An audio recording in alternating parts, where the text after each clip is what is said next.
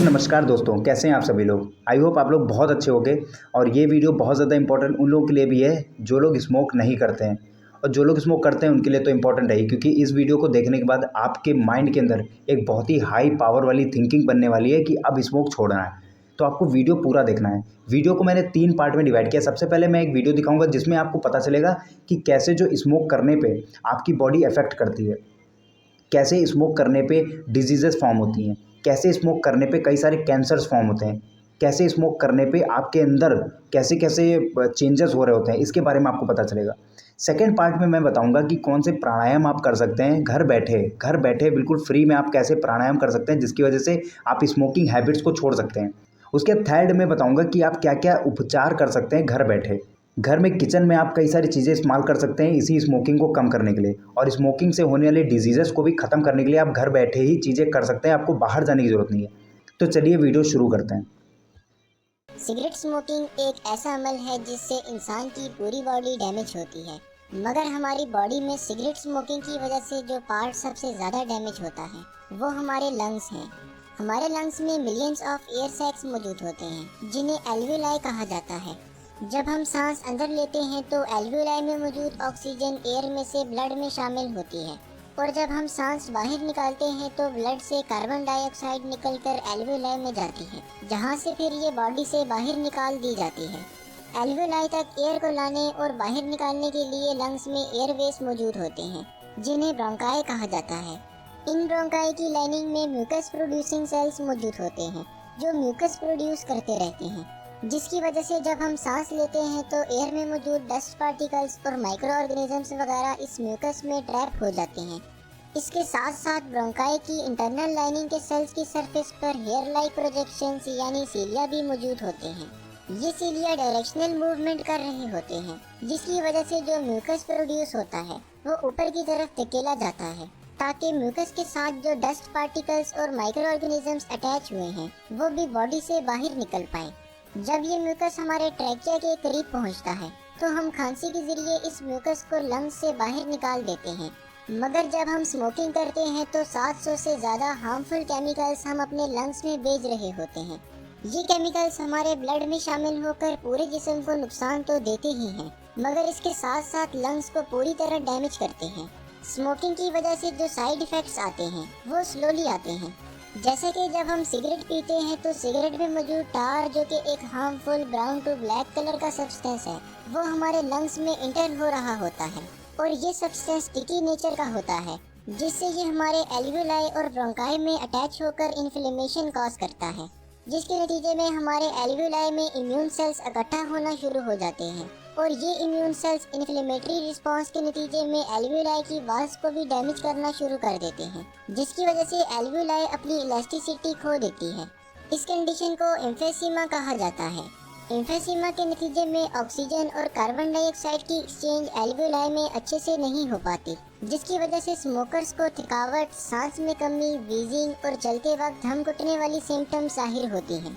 इसके साथ साथ स्मोकिंग की वजह से हमारे ब्रोंकाई में मौजूद सीलिया भी डैमेज होते हैं, जिसकी वजह से ब्रोंकाई के अंदर जो म्यूकस प्रोड्यूस होता रहता है वो अच्छे से बाहर नहीं निकल पाता, जिससे स्मोकर्स की चेस्ट भारी भारी सी रहती है। इस कंडीशन को क्रॉनिक ब्रोंकाइटिस कहा जाता है। इस कंडीशन के नतीजे में स्मोकर्स को बार बार खांसी आती रहती है, मगर फिर भी म्यूकस लंग्स से बाहर नहीं निकल पाता। सिगरेट स्मोकर्स में ये दोनों कंडीशंस एक साथ पाई जाती हैं, और जब ये दोनों कंडीशंस एक साथ हों तो इसे क्रॉनिक ऑब्स्ट्रक्टिव पल्मोनरी डिजीज कहा जाता है।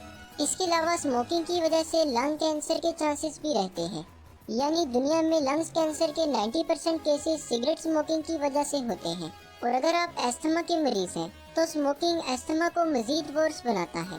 एक सर्वे के मुताबिक ये देखा गया है कि वर्ल्ड में हर 5 में से 1 डेथ स्मोकिंग की वजह से हो रही है, इसलिए इस हैबिट से छुटकारा पाना बहुत ज़रूरी है। और वैसे तो स्मोकिंग के नतीजे में लंग्स पर जो इम्पैक्ट पड़ते हैं वो इरिवर्सिबल होते हैं, मगर फिर भी आप स्मोकिंग क्विट करके 20 से 30% अपने लंग्स को दोबारा से रिकवर कर सकते हैं। अब मैं सिर्फ 2 टाइप के प्राणायाम बताऊंगा जिसकी वजह से आपका ब्रीथिंग इन्हेंस हो सकता है और आप स्मोकिंग की तलब से छूट सकते हैं, और कई सारी बीमारियों को आप बहुत जल्दी रिकवर कर पाएंगे। जैसे कि आपको क्या करना है, पहले आपको राइट नॉस्ट्रिल को ऐसे बंद कर लेना है। यहाँ से नहीं बंद करना है, यहाँ से बंद करना है, यहाँ पे जो बोन होती है, फिर यहाँ से बंद कर लेना है, उसके बाद आपकी ये नॉस्ट्रिल खुल जाएगी लेफ़्ट वाली। अब इसी से सांस लेना है और सांस छोड़ना है, मतलब इनहेल और एक्सहेल दोनों इसी से करना है। उसके बाद इसको जब 5 बार यहाँ से कर लेंगे, उसके बाद 5 बार इधर से करना है, इसको करिएगा। ये नाड़ी शोधन होता है, इस प्रोसेस को हम नाड़ी शोधन कहते हैं। यानी कि जब राइट लेफ़्ट से कर रहे हैं तो लेफ़्ट नाड़ी शोधन हो गई, मतलब कि सूर्य भेदी जो होती है ये होती है और चंद्र भेदी ये होती है। सूर्य भेदी का मतलब राइट तरफ की जो नॉस्ट्रिल है, और लेफ़्ट मतलब कि चंद्र भेदी वो होती है ये चंद्र नाड़ी, ठीक है ना। तो चंद्र नॉस्ट्रिल और सूर्य नॉस्ट्रिल दोनों को ही आपको बैलेंस करना है, इसलिए 5 बार राउंड इन लोग के करिएगा। उसके बाद सेकंड प्राणायाम हम देखते हैं। इसको क्या करना है आपको, अल्टरनेट पे करना है। अल्टरनेट का मतलब कि आपको पहले इनहेल यहाँ से लेना है, फिर एक्सहेल जो है इधर से करना है। पहले में क्या कर रहे थे, इनहेल इससे कर रहे थे और एक्सहेल इसी से कर रहे थे, मतलब एक नॉस्ट्रिल से ही 5 बार राउंड कर रहे थे। अब आपको हर राउंड में अल्टरनेट करना है, मतलब कि पहले राइट से लेना है, फिर इन्हें एक्सहेल करना है लेफ़्ट से, फिर लेफ़्ट से लेना है, एक्सहेल करना है राइट से।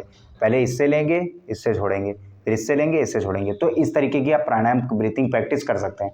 और डेली बेस पे अगर आप इसके सिर्फ 5 राउंड ही करेंगे तो मेरा मानिए कि आपकी जो स्मोकिंग की जो इफ़ेक्ट होगा, ठीक है ना, वो बहुत जल्दी कम हो जाएगा और धीरे धीरे करके आपकी सारी बीमारियां ख़त्म हो जाएंगी और आप बहुत अच्छी तरीके से रिकवर कर पाओगे, बहुत जल्दी रिकवर कर पाओगे। तो ये ब्रीथिंग प्रैक्टिस करिए और अपने आप को स्वस्थ बनाइए। सो अब हम देख लेते हैं कि क्या क्या आप उपचार कर सकते हैं इसका स्मोकिंग को छोड़ने के लिए।